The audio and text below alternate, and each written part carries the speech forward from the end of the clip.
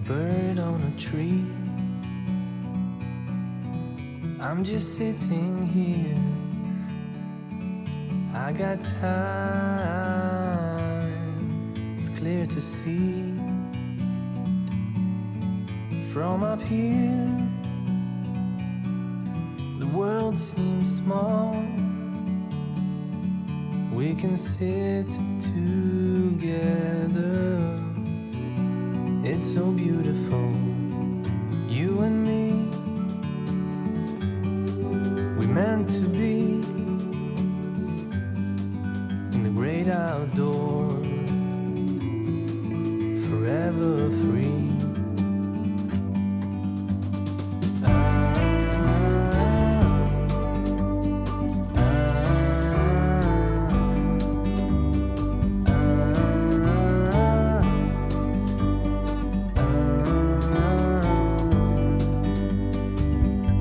Sometimes you need to go and take a step back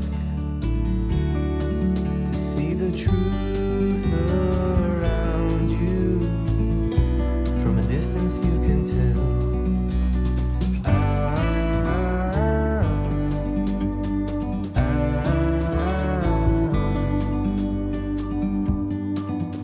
You and me were meant to be in the great outdoors, forever free. You and me meant to be in the great outdoors, forever free.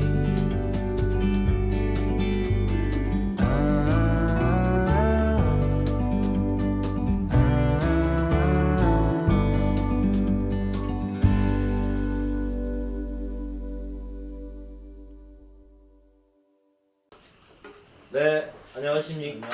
안녕하세요. 안녕하세요. 이렇게 5월의 아름다운 계절에 또 뵙게 됐습니다. 저희가 준비한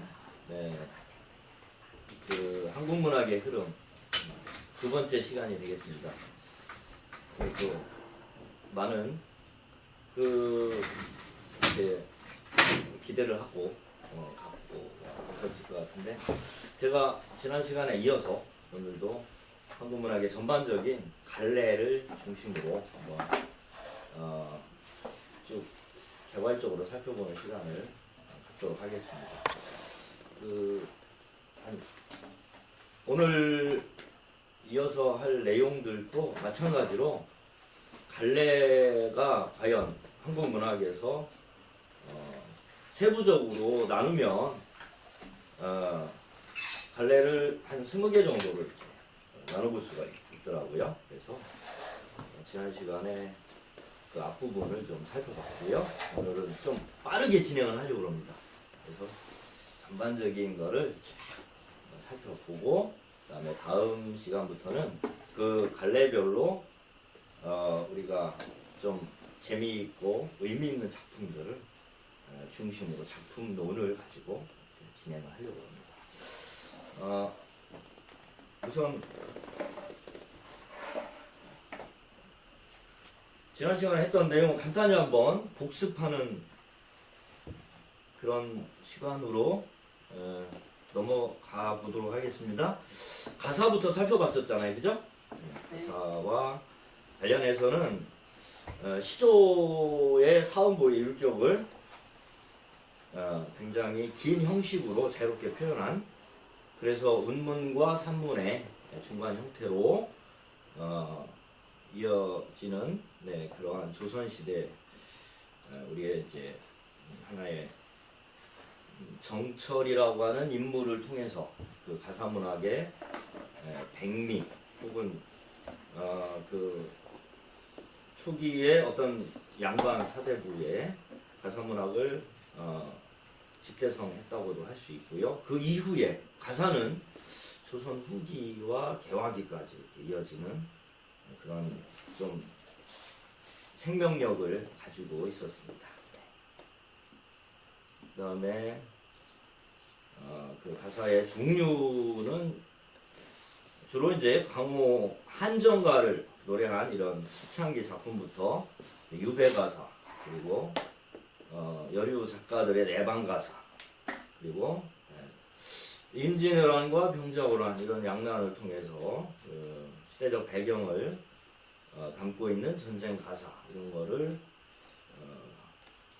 내용별로 나누어서 한번 살펴봤고요. 그 다음에 두 번째 가전을 살펴봤습니다. 이 가전이 갖는 의미는 소설의 어떤 전 단계라고 볼 수 있겠죠. 네, 그런 측면에서 의미가 있고요.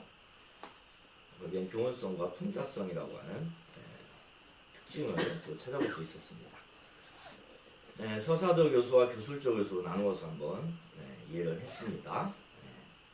이어서 이제 경기 체가가 있었잖아요. 네, 경기 체가 고려 말에 신흥 4대부들이 주로 불렀던 이런 노래.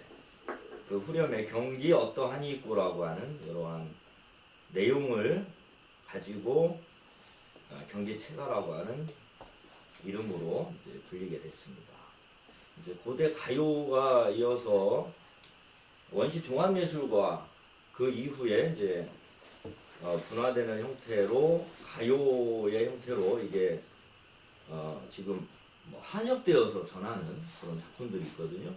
대표적인 게 고대 가요의 이제 공무도화가, 그다음에 구지가, 그리고 이제 황조가 뭐 이런 작품들이 있고요. 아마 이런 작품들도 한번 살펴볼 필요가 있을 것 같습니다. 그리고 고려 시대에 들어와서 평민들의 민요적인 그런 시가로서 고려 가요가 있었고요. 고려 가요에서는 또 우리 잘 아는 또 청산별곡이라든지 가실이라든지 서경별곡 이런 작품들을 또 한 번씩 우리가 살펴보면 좋을 것 같고요. 한글 창제 이후에 조선시대에 이게 이제 정착되는 과정에서 남녀 상녀기사다 해서 많이 배제되었던 그런 작품들이 있었습니다. 고려 가요가 우리말의 어떤 표현이라든지 소박한 서민들의 정서 이런 것들을 많이 담아내고 있었다는 점, 이런 점을 좀 의미로 살펴볼 수가 있겠고요. 대표적인 작품들은 가실이나 동동 같은 경우는 이제 원령체로 해서 다다리, 그 세식풍속과 관련된 그런 내용들이 함께 있었습니다. 이별의 정안이라고 하는 우리 한국 문학에 있어서 이 계보를 형성하는 중요한 하나의 그 지점에 있는 또 가실이라든지 서경별곡 뭐 이런 작품들, 그것이 현대 시로 또 이어지는 그런 하나의 맥락을 또 생각해 볼 수가 있을 것 같고요. 그다음에 고전 소설로 우리가 소설의 이제 태동이라고 할 수 있겠죠. 고려 시대에 이제 폐관 문학과 가전체 그런 작품을 바탕으로 해서 이제 뭐 금오신화 지난 시간에 이 부분에 대해서도 같이 이야기를 나눠봤습니다. 고전 소설에 대한 작품론도 한 꼭지 잡아서 공부해 보도록 하겠습니다. 이제 한문 소설로 등장한 바로 김시습의 금오신화에 나오는 작품들, 지금 현재 전하고 있는 작품이지요. 5개의 작품이 이렇게 있었습니다. 그 다음에 조선 후기로 가면서 이제 본격적으로 이제 한글 소설, 그 중에 이제 뭐 홍길동전을 필두로 해서요, 뭐 가정소설이라든지 분담소설, 애정소설 이런 것들이 창작이 되고요, 많이 유통이 되게 됩니다. 몽짜리 소설이 있었고, 또 세태 풍자 소설, 우리 뭐 잘 알고 있는 박지원의 이런 한문 소설들이 또 여기에 한 몫을 차지하고 있습니다. 그리고 판소리계 소설로 이어지는 이러한 또 부분도 조선 후기에 생활상이나 뭐 양반 계층 혹은 서민 계층까지 아우르는 그런 문학적 지평으로서 굉장히 이후에 또 신소설까지 이어지는 계보도 한번 생각을 해볼 필요가 있습니다. 그래서 고전 소설도 한번 살펴봤고요. 그 다음에 이제 수필 중에서 고전 수필 부분이 이게 뭐 설이라든지 일기, 기행, 제문, 내간, 뭐 궁중수필 이렇게 다양한 작품으로 고전 소설이 우리 또 한국 문화 하나의 갈래로서 등장을 하고 있습니다. 한문수필과 국문수필로 나눌 수가 있는 그런 영역이 있고요. 자, 그러면 오늘은 이어서 극이라고 하는 영역을 한번 살펴보도록 하겠습니다. 네. 극은 여러분들 그 문학을 뭐 크게 갈래 구분할 때 3분법이 있었잖아요. 3분법, 서정, 서사, 극 이렇게 나눌 때 그 영역에 대부분 이제 현대에서는 뭐가 있어요? 희곡과 시나리오 요 부분이 극 양식에 이제 등장을 하고 거기에는 또 다른 영역이 또 있죠. 민속극이라고 하는 형태. 민속극. 그래서 고전 우리가 뭐 공산탈춤이라든지 이러한 뭐 탈춤의 영역도 있고요.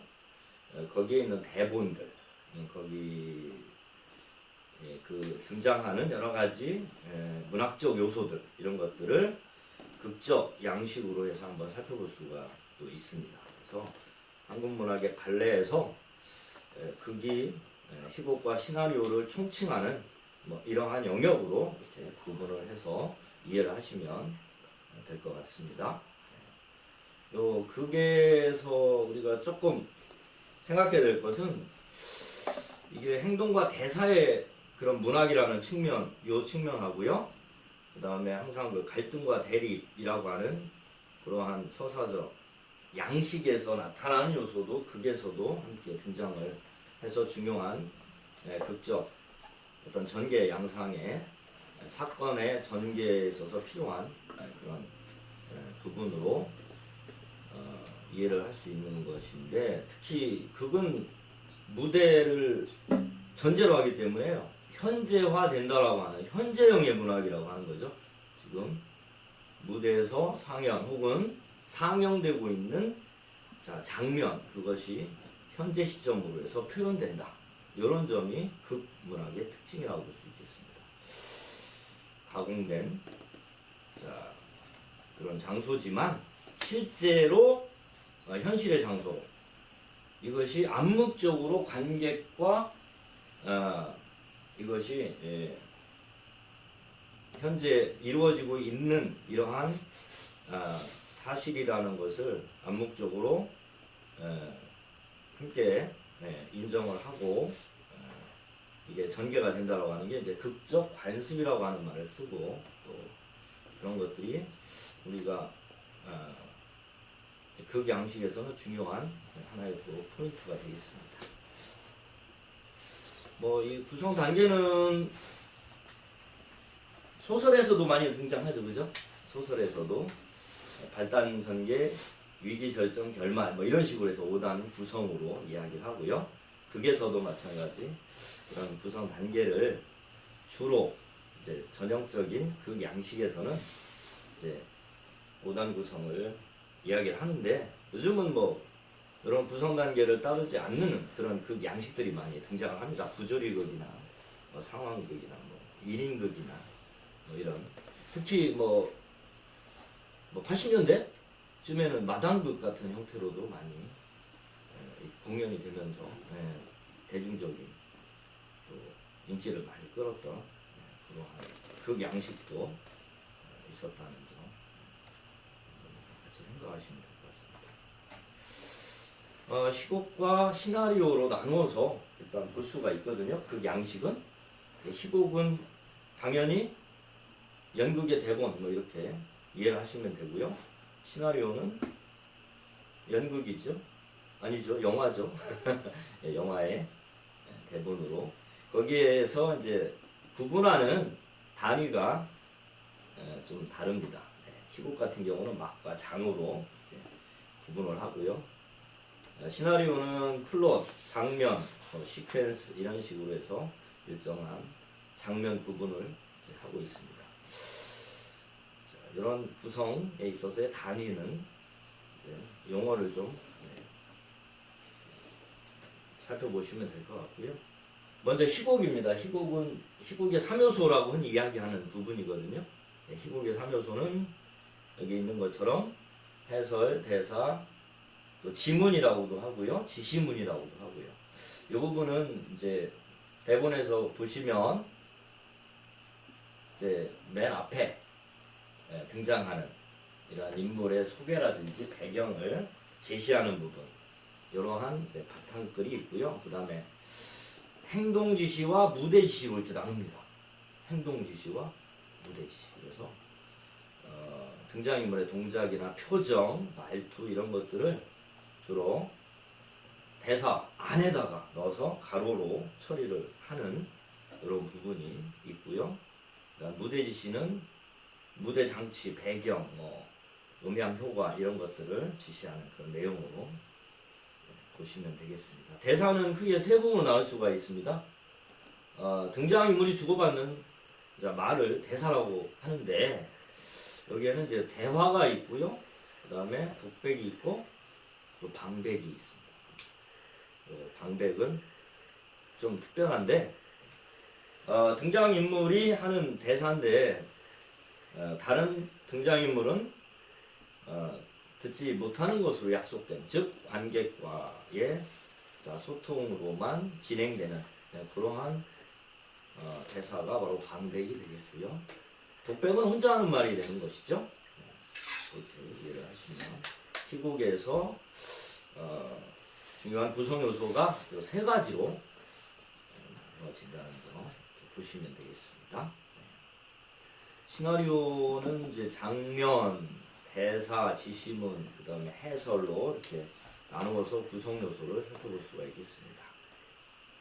장면은 씬 남바라고 해서 이렇게 앞에 보호가 붙지 않습니까? 샵이 붙죠. 그래서 씬 남바에서 샵을 쓰는 장면 보호를 이야기를 하고요. 대사는 뭐 아까 살펴봤던 극에서처럼 대화, 독백 이런 식으로 주로 진행이 됩니다. 지시문도 똑같이 동작, 표정 이런 것들. 그 다음에 또 시나리오하고 희곡하고 다른 점이 시나리오 부분에서 뭐가 나오냐면은 이제 촬영 기법이 들어가죠. 촬영 기법. 뭐 인서트라든지 클로즈업이라든지 아니면 페이드 인, 페이드 아웃, 오버랩 이런 시나리오 촬영 기법들이 있습니다. 여기는 또 롱샷도 있고요. 여러 가지 다양한 카메라 촬영 기법이 같이 등장을 합니다. 해설이 있고요. 이런 부분이 이제 시나리오를 구성하는 요소들이다 이렇게 보시면 되겠습니다. 아까 말씀드렸듯이 민속극 부분에서는 예로부터 이렇게 전승되어 오던 다양한 전통극 이런 전통극의 양상들이 뭐 서민들의 하나의 표현 예술로서 특히 판소리와 함께 많은 그 해학성을 담고 있습니다. 해학성, 골겜이라고 하는 부분이 있거든요. 우리의 미적 요소에서는 골겜이라고 이야기하는 부분이 있는데 그 부분을 또 민속극에서 특히 미의식으로 많이 이야기를 하고 있습니다. 빠르게 진행을 하겠습니다. 그래서 민속극은 이제 이런 특징을 좀 이야기를 하고 있습니다. 형식상 이제 개방성을 갖는다. 자유롭게 관객이 참여한다. 서양의 극과 우리의 민속극은 그런 점에서 차이가 있거든요. 무대와 객석이 구분되지 않는 그러한 형태로 진행이 되고요. 그래서 관객의 참여가 활발하게 이루어진다. 그리고 여러 과장으로 구성되어 있습니다. 과장이란 말 많이 쓰거든요. 특히 이제 대표적인 봉상탈춤에 보면 거기에 이제 여러 과장인데 미알할미 과장, 뭐 이제 그다음에 뭐 양반 과장 이런 식으로 해서 그중에 대표적인 게 이제 양반을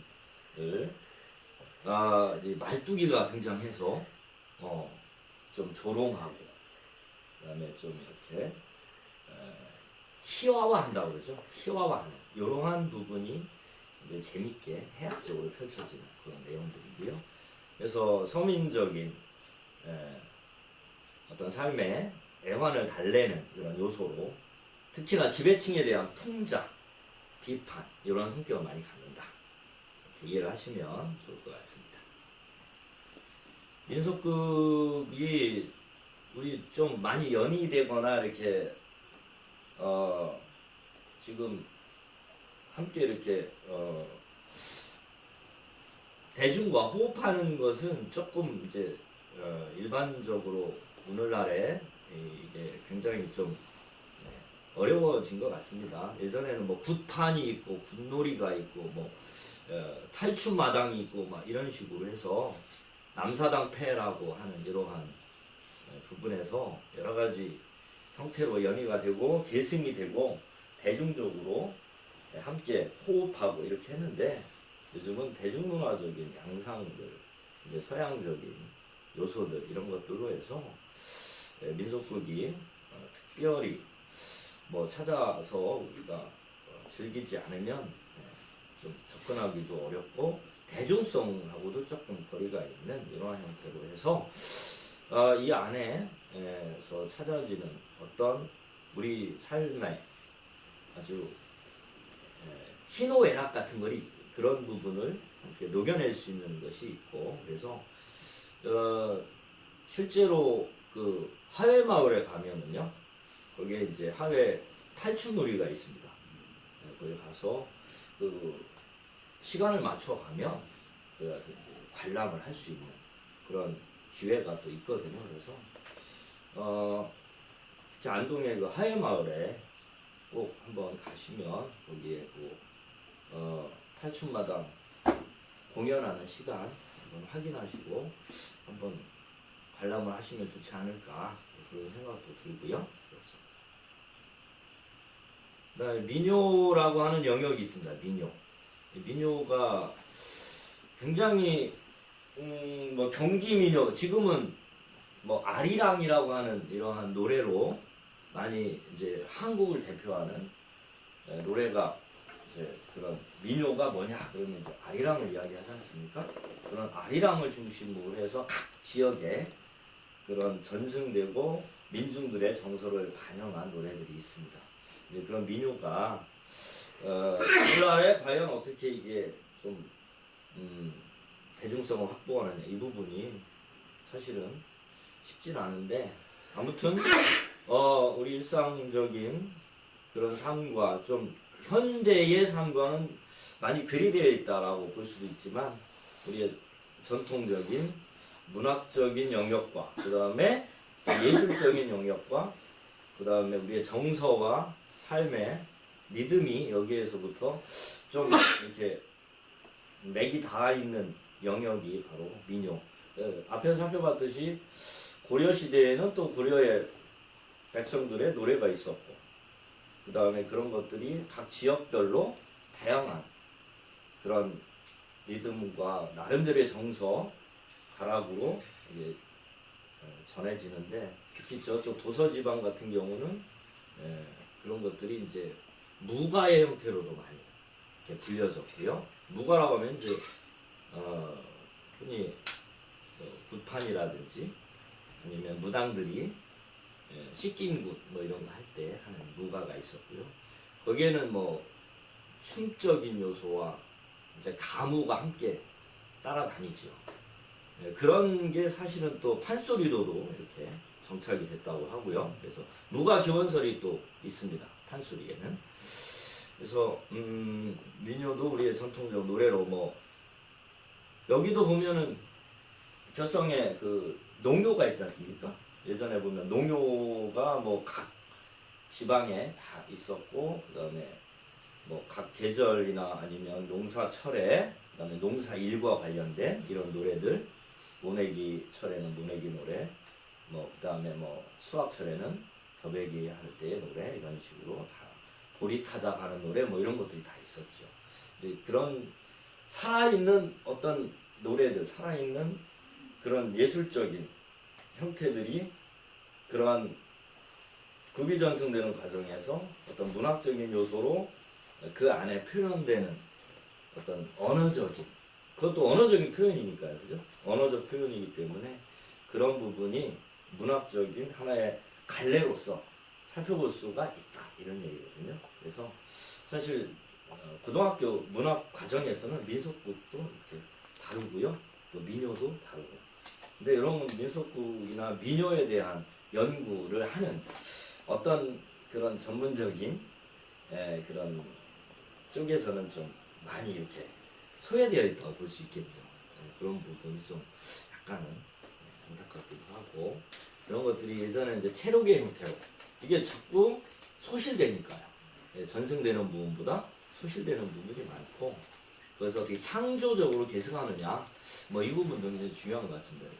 BTS 같은 경우에 예전에 보면은 우리의 판소리라든지 우리의 전통 민요라든지 이런 거를 우리의 노래를 살려서 국악이라고 하죠. 우리 국악이라고 하는 영역이 대중문화 속에서 함께 이것이 융화돼야 되는데 그렇지 않고 그 다른 어떤 잠재된 영역으로 이렇게 묻혀버리는 것이 있는데, 아마 BTS 같은 경우도 그런 것들에 대한 새로운 어떤 뭐 이렇게 좀 접근이라고 할까요? 그런 식으로 좀 해서 노래를 만들어 가고 있는 부분도 있는 것 같더라고요. 예전에 김수철 뭐 이런 가수들이 국악 쪽에서 또 나름대로 공부도 많이 하고 해서 88 서울올림픽 때 아마 그런 국악 작곡으로 이렇게 하지 않았나 그런 기억도 있고 그렇습니다. 네, 민요적인 요소에 이제 보시면 후렴구가 많이 붙어 있습니다. 후렴구. 그래서 고려 가요에도 중요한 특징이 바로 후렴구가 있다는 것이거든요. 그래서 후렴구. 뭐 예전에는 그 상가 나갈 때도 노래를 부르면서 이렇게 갔지 않습니까? 그런 것들이 삶의 어떤 모든 영역에서 그런 노래가 다 있었다는 것이죠.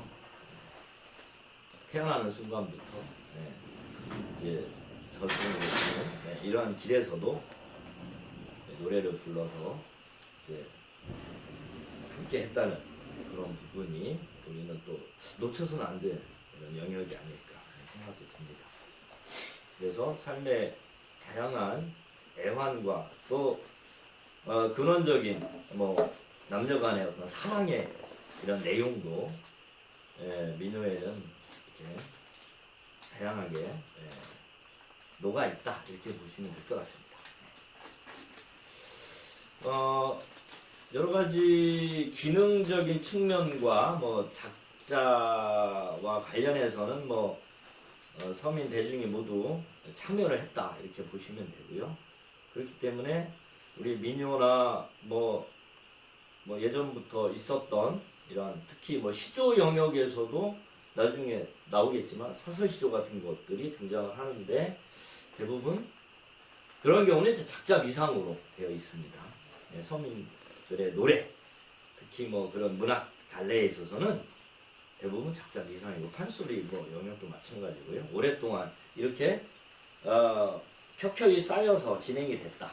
그런 문학적 양식을 저희가 이제 뭐 구비 문학이다 뭐 얘기도 하고요. 구전 문학이다.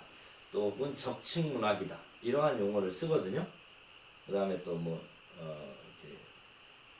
그런 것들이 체록되고 문자로 정착되는 형태로 남아서 이게 이제 텍스트화하는 이런 부분이 그러니까 살아있는 생동감 있는 이러한 형태의 양식들이 이제는 문학적인 텍스트로 이렇게 이제 접근해야 되는 이런 부분이 많지요.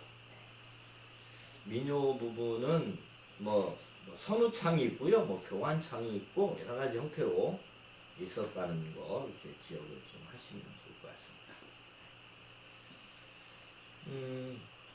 요것도 설화 부분입니다. 이어서 설화 부분. 설화가 굉장히 역사가 오래됐습니다. 설화가 서사문학의 어떻게 보면 기원이라고 말할 수 있거든요. 그래서 모든 서사 이야기 형태로서 가장 태초부터 있었던 이런 영역이 설화라고 하는 것으로 다루어지고요. 그 안으로 들어가면 설화에는 주로 이제 신화적인 내용도 있고요, 전설적인 내용도 있고, 그다음에 그 민간의 이야기들 그런 것들은 이제 민담이라고 이야기를 합니다. 크게 나눈다면은 신화, 전설, 민담 이렇게 나누죠. 설화적. 자, 그 어떤 형태 구분이 그렇게 됩니다. 그래서 그 특징은 이게 제가 쭉 정리를 했는데요. 변이성 뭐 좀 딱딱한 말이지 않습니까? 지역에 따라서 그런 설화가 전승되는 형태가 조금씩 다릅니다. 그래서 뭐 판소리도 사실은 근원 설화가 있고요. 그 근원 설화들이 보면은 우리나라에만 있는 고유한 형태라기보다는 다른 중앙아시아라든지 이쪽에서 보여지는 그러한 설화 내용들이 변이되어서 우리나라에서 또 새롭게 뭐 흥무놀부 같은 경우도 마찬가지고요. 제기와 관련된 이러한 설화, 뭐 방위설화라든지 이런 것도 있고요. 뭐 효녀 지은설화 뭐 이런 것들이 있고요. 다양하게 그런 것들이 지역에 따라 혹은 시기적으로 전승되고 변이된 형태로 나타난다는 점.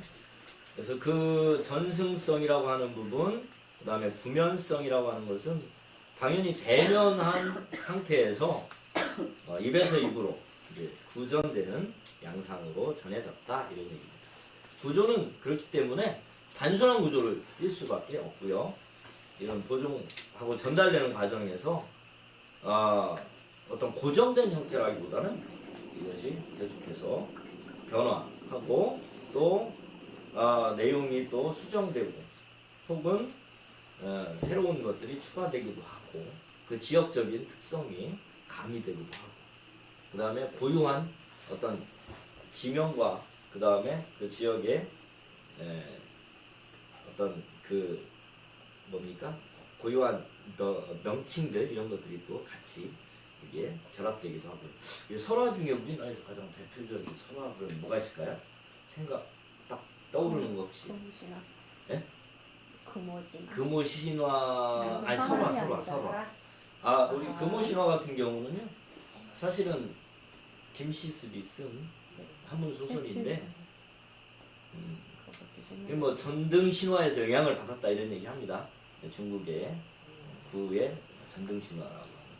그러니까 사실 김시습이라고 하는 인물에 대해서도 살펴보면 되게 깊고 넓어요.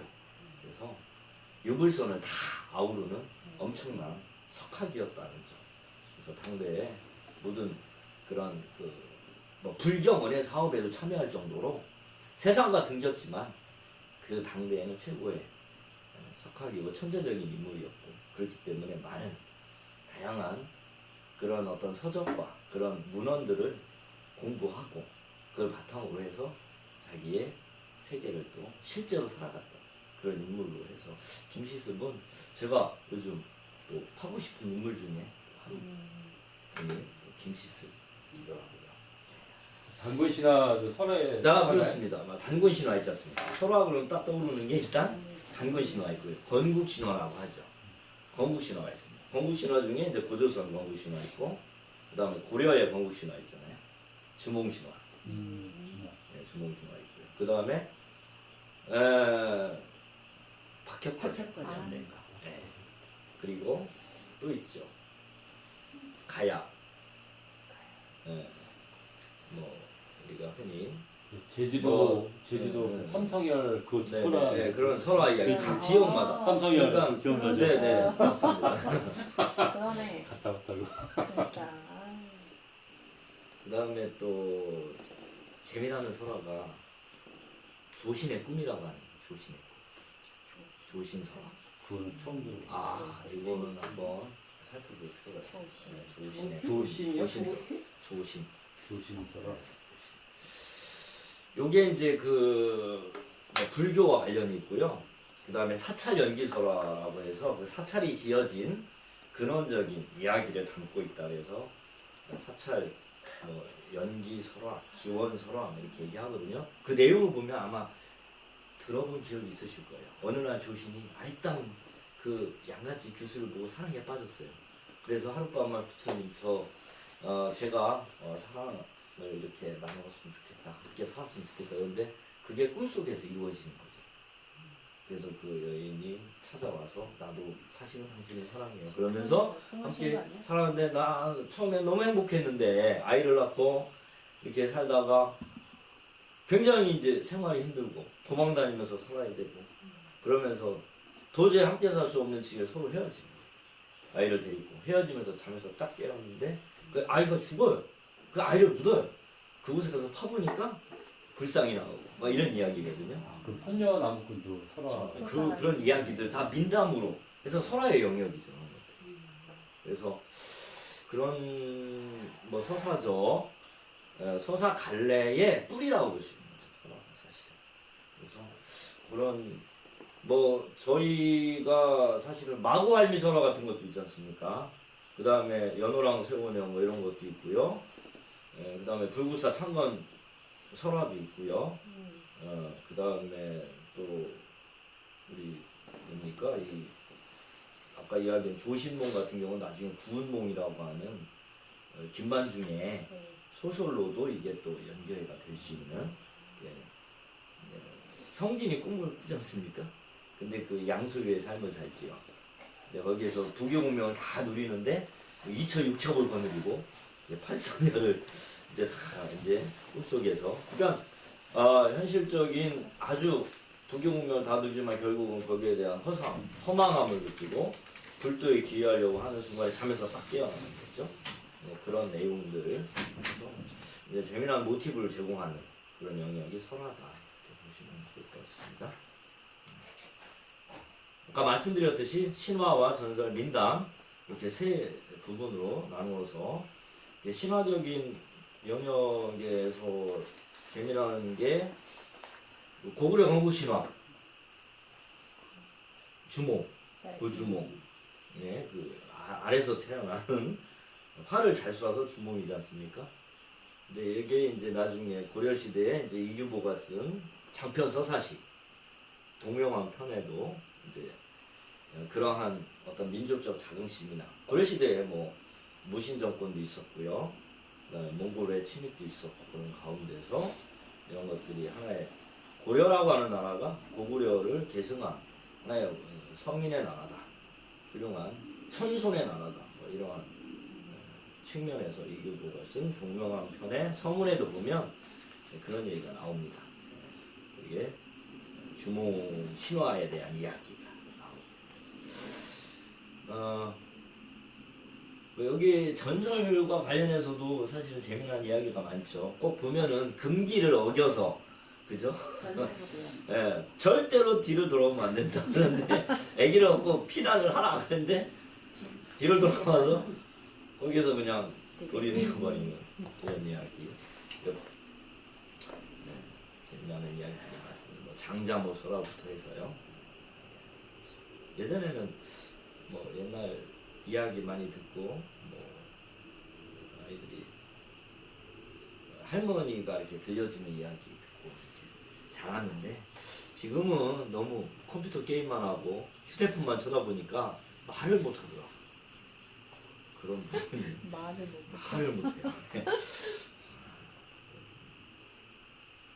상상력이 아이들이 더 떨어지는 게 아닌가 우려도 생기고요.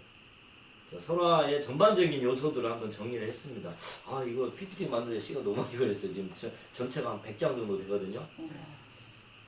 이거 일일이 다 하는데 꽤 시간이 걸렸는데 너무 이걸 내가 왜 이걸 하고 있나 싶을 정도로 너무 그렇게 한 것 같아요. 지금 생각을 해보니까. 네. 전반적인 특징이 이렇게 신화와 전설, 민담으로 나누어서 정리가 되는 부분이 되겠습니다. 함께 넘어갈게요. 네. 의유는 이렇습니다. 설화가 뭐 폐가문화, 가정, 그 다음에 고전소설에 영향을 미치는 하나의 계보를 형성하는 뿌리가 되는다라고 하는 이런 부분이고요. 서사문학의 근원이 되는 것이죠. 그런 부분에서 우리 서사 쪽은 항상 설화라고 하는 이런 근원적인 이야기들이 꼭 좀 연계가 되면 더 우리다운 우리의 이야기와 우리 나름대로의 어떤 독창성이 더 발휘되지 않을까 하는 생각도 제 나름대로는 또 들더라고요. 자, 이제 소설입니다. 소설 잘 아시죠? 뭐 개념이 되겠습니다. 이거는 짜라라. 네. 작가의 상상력에 바탕을 두고 허구적으로 이야기를 꾸며나간 산문문학의 한 갈래. 산문문학의 대표라고 할 수 있겠죠. 소설은 지금. 근데 소설은 사실은 등장하기는 나중에 등장했죠. 뭐 중세에 등장하게 되니까요. 원래 이제 뭐 로맨스 중세 서양에서는 뭐 기사와 그다음에 뭐 이 귀부인과의 사랑 이야기 뭐 여기서부터 출발했다고 해서 로맨스라고 하는 이런 말 로맨스에서 이제 출발을 한 걸 소설이고요. 우리나라에서도 이 뭐 중세 고전 소설 살펴봤지만 역사는 소설의 역사는 사실은 짧은 내 역사를 갖지만 지금 가장 번창하고 있는 영역이 또 소설이 아닌가 그런 생각이 듭니다. 소설의 특징은 이런 5가지 정도로 이야기를 합니다. 한 번씩 들어보셨을 만한 그런 내용일 겁니다. 허구성, 꾸며낸 이야기다, 픽션이다 그런 얘기죠. 그 다음에 서사성은 이야기 형식이다 그런 얘기고요. 이제 개연성이라는 말 많이 합니다. 개연성. 뭐 말 그대로 가상의 이야기지만 가공의 이야기지만 이거는 정말 어딘가에서 누군가가 실제로 겪은 그럴듯한 이야기다 이런 얘기죠. 그럴듯한 수긍할 수 있는 이야기다라고 할 때 개연성이 있다 이런 얘기를 합니다. 그리고 진실성이라고 하는 부분 이거는 어떤 삶에 있어서의 바람직한 그리고 인생의 참 의미를 깨닫게 하는 뭐 어떤 필연성을 확보하는 영역에서 삶의 진실성을 담았다 이런 얘기를 하거든요. 소설에서 진실성도 하나의 중요한 특징으로 이야기를 하고요. 뭐 산문성은 당연히 그 안에서 이야기가 기술되는 형태로 줄글로 표현이 된다 그러면은 이건 산문성, 줄글 문학 그러면 산문 이렇게 되는 것이죠. 발단전개 위기설정 결말 아까 극 양식할 때 5단 구성과 비슷한 내용으로 짜여지는데 뭐 이것도 일반적인 구성이 그렇다는 것입니다.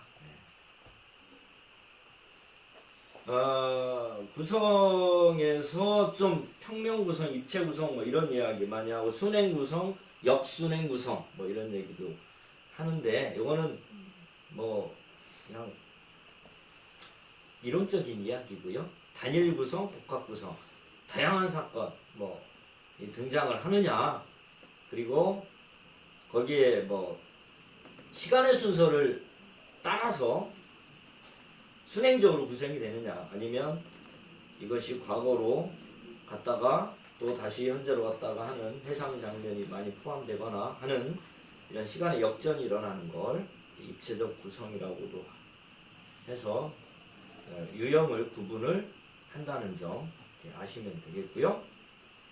이런 것들도 또 소설에서는 굉장히 우리가 소설 이해하는데 한 번 정도는 살펴볼 수 있는 그런 내용. 액자식 구성 많이 나오거든요.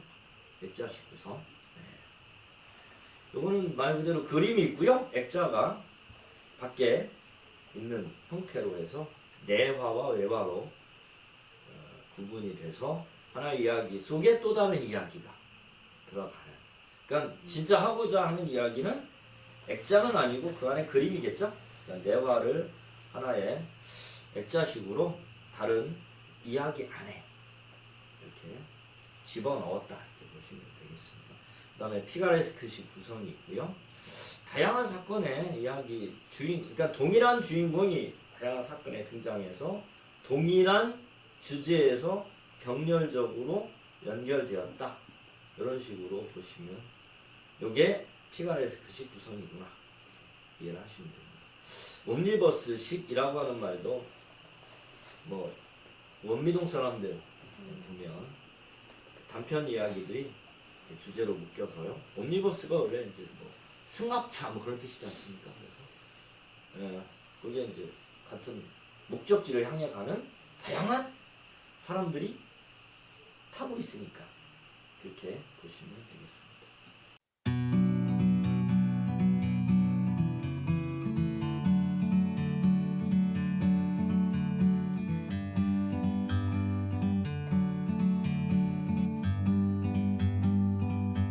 Like a bird on a tree,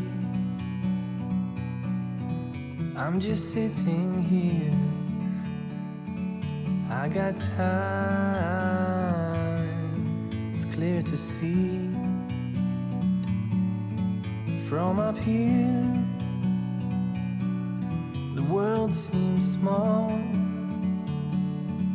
We can sit together. It's so beautiful, you and me. We meant to be in the great outdoors, forever free.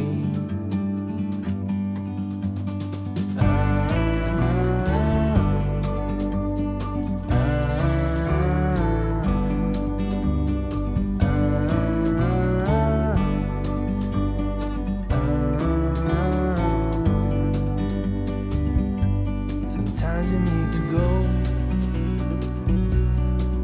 and take a step back to see the truth around you. From a distance you can tell.